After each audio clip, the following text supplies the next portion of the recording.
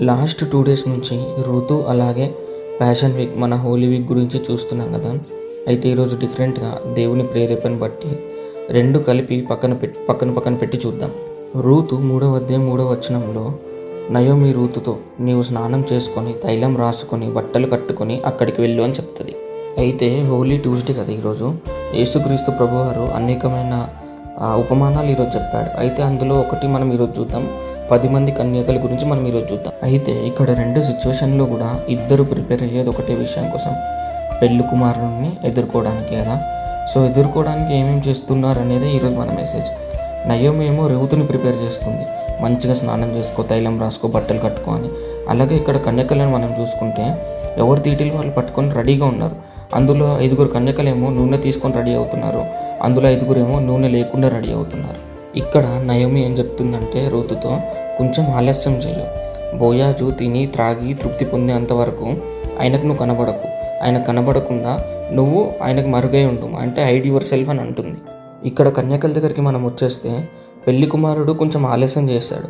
అయితే ఏమైంది, వీళ్ళందరూ మంచిగా పడుకుంటున్నారు. ఇక్కడ నెక్స్ట్ మనం చూసుకుంటే అర్ధరాత్రి వేళ బోయాజు పడుకున్నప్పుడు తన కాళ్ళ మీద నున్న బట్ట తీసి పడుకో అని ఋతుతో చెప్తుంది నయోమి. నువ్వేం చేయకు, నువ్వేం చేయాలో కూడా ఆయనని చెప్తాడని చెప్తుంది. ఇక్కడ అర్ధరాత్రి వేళ పెళ్లి కుమారుడు తనని ఎదుర్కొంటకి రండని కేక వేస్తాడు. అయితే ఈ 10 మంది కన్యకలు నిద్ర నుంచి లేచారు, కానీ 5 డ్యూటీలేమో ఆరిపోయాయి, 5 ఏమో బాగా ఉన్నాయి.